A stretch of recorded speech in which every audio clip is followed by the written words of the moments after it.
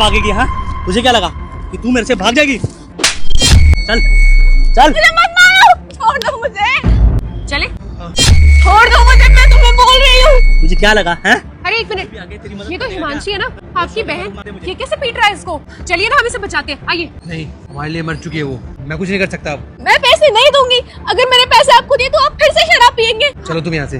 अरे सुनिए तो, आप कैसी बातें कर रहे हैं? वो छोटी बहन है आपकी, वो आदमी उसको कैसे जानवरों की तरह मार रहा है। आप ऐसे कैसे उसको छोड़ के जा सकते हैं? कुछ करिए ना। और आप ये कैसे भूल सकते हैं, ये वही लड़की है जो आपको हर साल राखी बांधती थी और आपने उसकी रक्षा करने का वचन लिया था। देखिए, मैं मानती हूँ कि हिमांशी ने गलती की है, उसने अपनी मर्जी से ऐसा हमसफर चुना है, लेकिन उसकी गलती इतनी बड़ी भी नहीं है। आपको जाना है तो चले जाइए, और अगर आप उसको अपनी बहन नहीं मानते हैं ना तो कोई बात नहीं, लेकिन वो एक लड़की है और मैं एक लड़की को ऐसे पिटते हुए छोड़ के नहीं जाऊंगी। मैं जा रही हूँ उसे बचाने, और अगर उसे बचाते बचाते वो लड़का मुझ पे भी हाथ उठा देना तो भी आप ऐसे खड़े होकर देखते रहना। तेरी तो मेरी बहन से अगर तूने दोबारा हाथ उठाया ना, तेरा हाथ तोड़ दूंगा, समझा? क्या यही दिन दिखाने के लिए तूने मेरी बहन से शादी की थी? ऐसे ध्यान रख रहा है तू इसका? ओए, हाथ कैसे उठाया तूने? तू इसका भाई है, लेकिन मैं पति हूँ, और पति पत्नी के बीच में लड़ाई होती रहती है। इसका अंदर ये नहीं है कि तू मेरे पे हाथ उठाएगा, समझा ना? झगड़ा ना हर पति पत्नी के बीच में होता है, लेकिन जो तू कर रहा है ना, झगड़ा नहीं हैवानियत है। मुझे नहीं पता था ये ऐसे हाल में रह रही है। अगर मुझे पता होता ना तो कब का तेरे घर से ले जाता मैं इसको।